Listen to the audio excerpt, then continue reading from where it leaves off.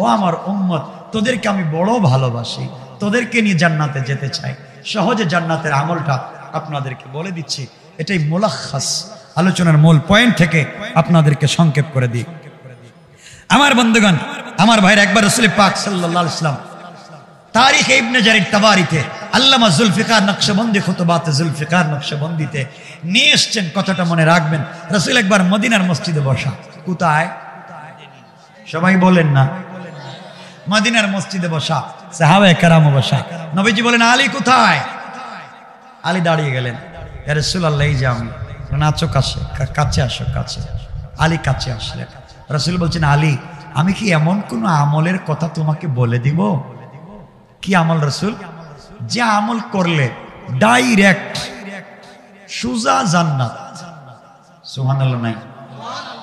মধ্যখানের কোনো প্রবলেম নাই, ডাইরেক্ট জান্নাত।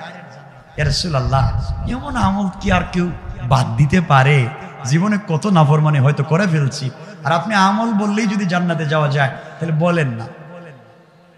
আমার মুসলমান বন্ধুগণ, গভীর মনোযোগ। আমার নবীজি আলীকে বললেন, আলী রে, তুমি শোনো, তুমি যদি জান্নাতে যেতে হয়, যুবক ভাইদেরকে বলছি, মুরব্বী বাবাদেরকে বলছি, মা বোনদেরকে বলছি, দিলটা নরম করে শোনেন। আমার নবীজি আলীকে বলছেন, আলী রে, তুমি আমার চাচাতো ভাইও, তুমি আমার মেয়ের জামাই, তুমি হাসান হুসাইনের বাবা, তোমার অনেক দাম আছে। আমি চাই তুমি জান্নাতের স্পেশাল জায়গায় থাকো। আলী, তুমি যদি জান্নাতে যেতে হয়, সুজা সুজা যদি জান্নাতে যেতে হয়, আমি রাসূল তোমাকে বলছি, আলী রে, তুমি প্রত্যেকটা রাত্রে ঘুমাতে যাওয়ার আগে, তুমি যদি ইন্তেকাল করে জান্নাতে যেতে হয়, বিনা হিসাবে জান্নাতে যেতে হয়, আমার হাউজে কাউসারের পানি পান করতে হয়, কিয়ামতের দিনে আল্লাহর আরশে আজিমের ছায়ায় থাকতে হয়।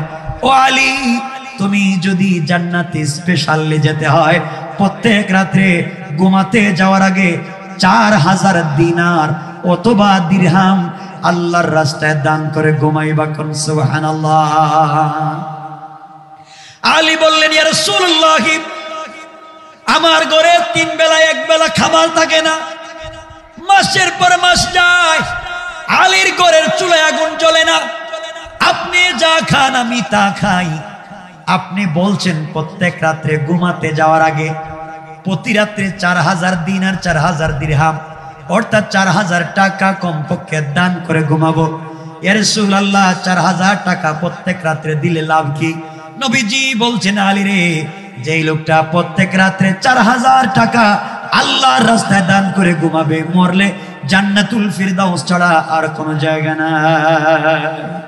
আলী বলছেন, ইয়া রাসূলুল্লাহ, 4000 টাকা কোথায় পাবো? এটা কি কোনো সহজ আমল? কেউ দিবে না, আমি টাকা কোথায় পাবো?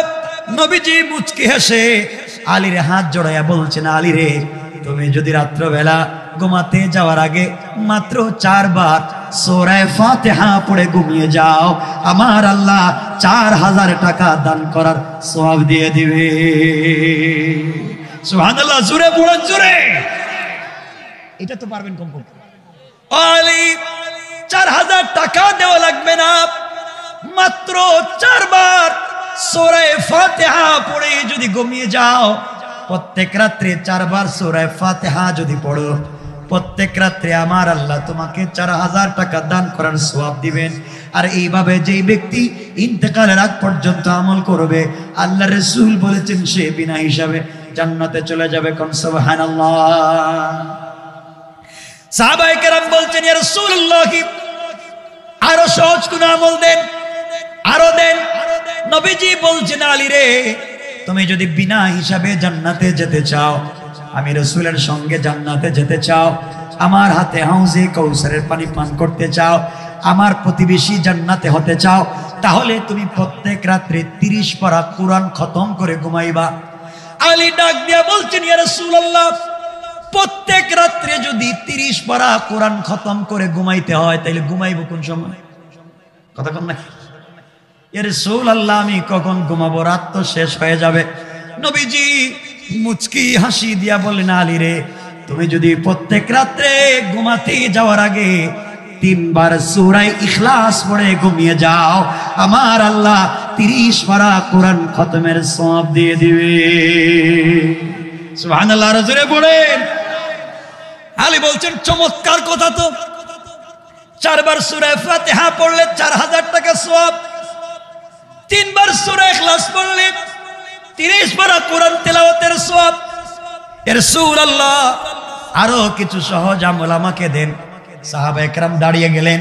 নবীজি বলছেন, আলী, ও সাহাবীরা শোনো, তোমরা যদি আমার সঙ্গে জান্নাতুল ফিরদাউসে যেতে চাও, তোমরা যদি আমার প্রতিবেশী হতে চাও, মসজিদ নামক মাঠে আমার সঙ্গে থাকতে চাও, তোমরা যদি 1000 তলা বিল্ডিং এ থাকতে চাও, রাত্র বেলা ঘুমাতে যাওয়ার আগে প্রত্যেক রাত্রে তোমরা জান্নাতের মূল্য পরিশোধ করে ঘুমাইও। কি পরিশোধ? কিসের মূল্য?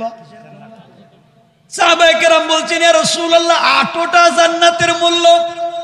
আপনি বলেছেন জান্নাতের এক একটা স্টোন, এক একটা পাথর যেটা সরিষার দানা থেকে ছোট হবে, ওই এক একটা পাথরের দাম আরশ, কুরসি, লৌহ কলম, জান্নাত, জাহান্নাম, পৃথিবীতে যা আছে সব বিক্রি করে দিলেও ছোট্ট সরিষার দানা পরিমাণ জান্নাতের একটা পাথরের দাম হবে না। আর আপনি বলছেন 8টা জান্নাতের মূল্য দেব। ইয়া রাসূলুল্লাহ, মুখ দিয়া বলেছেন ঠিকই, মন ভরে গেছে, এটা আমাদের দ্বারা সম্ভব না।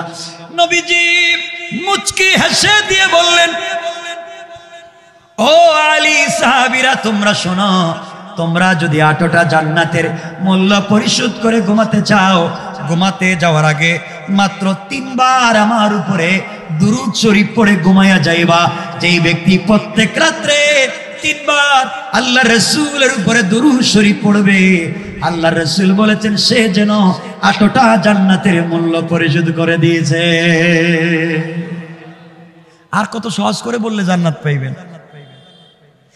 সাহাবায়ে কেরাম বলছেন, ইয়া রাসূলুল্লাহ, আরো সহজ করে আমাদেরকে আরো কিছু আমল দেন। এবার নবীজি বলছেন, আলী রে, তোমরা প্রত্যেক রাত্রে ঘুমাতে যাওয়ার আগে একটা ঝগড়া মিটাইয়া ঘুমায়ো। স্বামী স্ত্রীতে ঝগড়া লেগে গেছে, মিটাইয়া ঘুমাইয়া যাইও। বাবা ছেলের ঝগড়া মিটাইয়া ঘুমাইয়া যাইও। 2 গ্রামের ঝগড়া লেগে গেছে, ঝগড়া মিটাইয়া পরে ঘুমায়ো। 2 দেশের ঝগড়া লেগেছে, ঝগড়া মিটাইয়া ঘুমায়ো। ইয়া রাসূলুল্লাহ, একটা ঝগড়া মিটাইয়া ঘুমালে কি হবে? নবীজি 2 আঙ্গুল দেখাইয়া বলছেন, আলী রে, এই 2 আঙ্গুল যত কাছাকাছি, যারা ঝগড়া মিটাইয়া ঘুমাবে তারা আমার সঙ্গে জান্নাতে থাকবে তত কাছাকাছি। সাহাবায়ে কেরাম বলছেন, ইয়া রাসূলুল্লাহ, এখন তো গ্রামে গ্রামে ঘোরা লাগবে, কোন গ্রামে স্বামী স্ত্রীর ঝগড়া জানি কেমনে? বাবা ছেলে ঝগড়া কেমনে জানবো? নবীজি বলছেন, ও আলী, ও সাহাবীরা তোমরা শোনো, তোমরা যদি রাত্রবেলা ঘুমাতে যাওয়ার আগে মাত্র 10 বার আস্তাগফিরুল্লাহ, আস্তাগফিরুল্লাহ, আস্তাগফিরুল্লাহ 10 বার পড়ে ঘুমাইয়া যাও, তাহলে যেন 2 দেশে ঝগড়া লাগলে এই ঝগড়া মিঠাইয়া দিলে যেই সওয়াব, এই সওয়াব তোমরা পেয়ে যাইবা। সুবহানাল্লাহ পড়েন। কথা কি বুঝতেছেন আমার? সাহাবায়ে কেরাম বলছেন, ইয়া রাসূলুল্লাহ, আরেকটু আমল দেন। 5 নম্বর নবীজি বলছেন, শোনো সাহাবীরা, তোমরা যদি জান্নাতে আমার সঙ্গে যেতে চাও, হাউজে কাউসারের পানি পান করতে চাও, প্রত্যেকটা রাত্রে তোমরা একটা উমরা হজ করবা, একটা ফরজ হজ করবা। ইয়া রাসূলুল্লাহ, একটা উমরা একটা হজ আমরা কেমনে করব?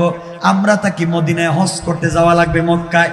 নবীজি বললেন, সাহাবীরা রে, যারা প্রত্যেক রাত্রে একটা উমরা করবে, একটা হজ করবে, তারা আমার সঙ্গে জান্নাতে যাবে। সাহাবায়ে কেরাম বলছেন, ইয়া রাসূলুল্লাহ, এটা সম্ভব না। নবীজি বললেন, সাহাবীরা শুনো, তাহলে যারা প্রত্যেক রাত্রে ঘুমাতে যাওয়ার আগে 4 বার কালিমে তামজিদ, 4 বার কালিমে তাওহীদ পড়ে ঘুমিয়ে যায়, তারা একটা মকবুল হজ, একটা মকবুল উমরার সওয়াব পাবে। পড়েন সুবহানাল্লাহ। কত সহজ করে রাসূল বলে দিয়েছে, আর অনেকগুলা বাকি আছে, আর বলতে চাই না। এই জন্য যদি বিনা হিসাবে জান্নাতে যেতে হয়, আমরা যদি বিনা হিসাবে রাসূলের সঙ্গে জান্নাতে যেতে হয়, আর যদি একটা উমরা একটা মকবুল হজের সওয়াব পেতে হয়, 4 বার কালিমায়ে তামজিদ, 4 বার কালিমা তাওহীদ পড়ে ঘুমিয়ে যাব। ঝগড়া মিটাইয়া যদি ঘুমানোর সওয়াব পেতে হয় তাহলে আমরা 10 বার আস্তাগফিরুল্লাহ পড়ব। আমরা যদি জান্নাতের মূল্য পরিশোধ করে ঘুমাতে হয় 3 বার দুরূদ শরীফ পড়ে ঘুমাবো। আমরা যদি 30 পারা কোরআন খতমের সওয়াব পেতে হয় 3 বার সূরা ইখলাস পড়ে ঘুমাবো। আমরা যদি 4000 টাকা দান করার সওয়াব পেতে হয় 4 বার সূরা ফাতিহা পড়ে ঘুমাবো। রাসূল বললেন এই 4 কাজ, এই 5 কাজ যারা প্রতিদিন করবে তারা মরবে আর জান্নাতুল ফিরদাউসে চলে যাবে, মধ্যখানে আর কোনো বাধা নাই। কোন সুবহানাল্লাহ, আল্লাহু আকবার বলেন।